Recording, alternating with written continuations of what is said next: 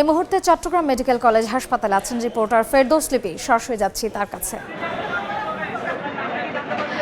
সর্বশেষ যে পরিস্থিতি সেটা হচ্ছে এই 1 মিনিট আগেও প্রায় 7 থেকে 8 জন আহত কিন্তু ইমার্জেন্সি যে বিভাগ সেখানে প্রবেশ করেছে এবং এর আগের পরিস্থিতি সেটা হচ্ছে যে এখানে যিনি কর্তব্যরত চিকিৎসক তিনি আমাদেরকে জানিয়েছেন বেলা 3:30টার দিকে তিনি 2 জনকে পান, যার মধ্যে একজন হচ্ছে ওয়াসিম, সে চট্টগ্রাম কলেজে সমাজবিজ্ঞানের 3য় বর্ষের ছাত্র এবং সে তার আঘাতের চিহ্ন ছিল, তাকে তিনি মৃত অবস্থায় পান। আর আরেকজন হচ্ছে যিনি মুরাদপুর এলাকায় ফার্নিচারের দোকানে কর্মচারী ছিলেন এবং তাকে গুলিবিদ্ধ অবস্থায় পাওয়া গেছে। এবং দুজনই আমরা যখন তাদেরকে যারা নিয়ে এসেছে তাদের সাথে কথা বলেছি, তারা বলছেন যে তারা মুরাদপুরের এলাকায় একজন কোটা আন্দোলনে ছিল যে শিক্ষার্থী, আর আরেকজন যে শ্রমিক সেও আসলে সেই এলাকায় ছিল এবং তাদেরকে যখন চট্টগ্রাম মেডিকেল কলেজ হাসপাতালে নিয়ে আসা হয় তখন আসলে ডাক্তাররা তাদের দুজনকে মৃত অবস্থায় পান। এবং এখনো পর্যন্ত যদি বলি আহতদের অবস্থা,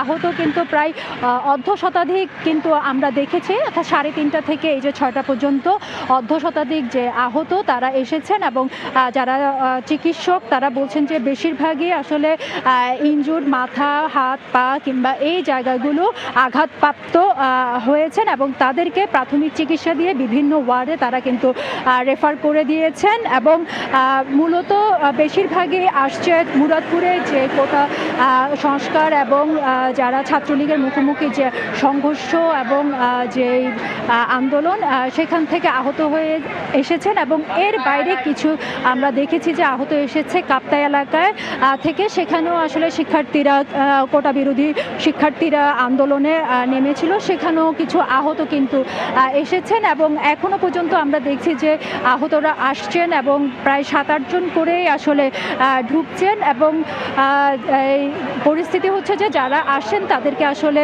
যারা কর্তব্যরত চিকিৎসক প্রাথমিক চিকিৎসা দিয়ে বিভিন্ন ওয়ার্ডে কিন্তু পাঠিয়ে দিচ্ছেন। তো এই ছিল আমার কাছে চট্টগ্রাম থেকে এখনো পর্যন্ত সর্বশেষ।